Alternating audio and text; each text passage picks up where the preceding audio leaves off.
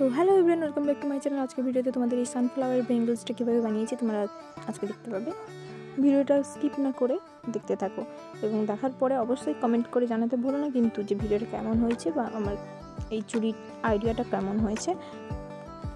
যদি ভালো লাগে অবশ্যই লাইক করে দিও অ্যান্ড সাবস্ক্রাইব করে দিও। তো চলো ভিডিওটা শেষ পর্যন্ত দেখতে থাকো। তোমরা দেখলে কিভাবে আমি ফুলটা বানিয়ে ফেললাম কথা বলতে বলতে। এবার মাঝখানের অংশটাকে আমি ছুঁচের সাহায্যে এরকমভাবে ফুটো ফুটো করে নিচ্ছি।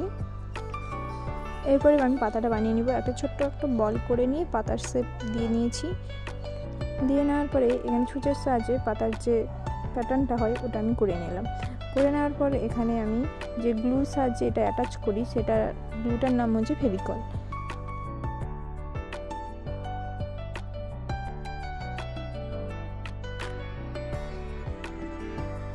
এরপর মাঝখানের দিকটা আবার একটা সানফ্লাওয়ার বানিয়ে নেব।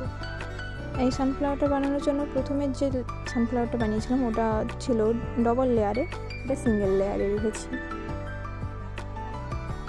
তো ফুলটা এইভাবে বানিয়ে নিলাম। তো এটা ফুল লুকটা তোমাদের সবাইকে দেখিয়ে দিলাম, এইভাবে তোমরাও ট্রাই করতে পারো। এরপরে আমি রং করি, তারপরে এখানে কালার করে নিচ্ছি। ইয়েলো কোডটা দেওয়ার পরে তারপরে অরেঞ্জ দিয়ে হালকা মাঝখানের দিকটা একটু, তারপরে ফুলের মাঝখানে ব্রাউন কালারটা দেওয়ার পরে ব্ল্যাকটা চার সাইডে দিয়ে দিয়েছি। এরপরে পাতার রং করে নিচ্ছি। এরপরে চুড়ির বেসটা যে ছিল ওটা আমি ব্ল্যাক কালারের উপর রেখেছি। এটা পুরোটা করে নেওয়ার পরে ফাইনাল লুকটা তোমরা সবাই দেখে জানিও, অবশ্যই কমেন্ট করে জানাতে ভুলো না কিন্তু।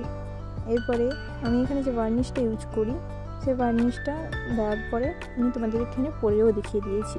তো ভিডিওটা শেষ পর্যন্ত দেখার জন্য ধন্যবাদ। তো দেখা হচ্ছে পরের ভিডিওতে।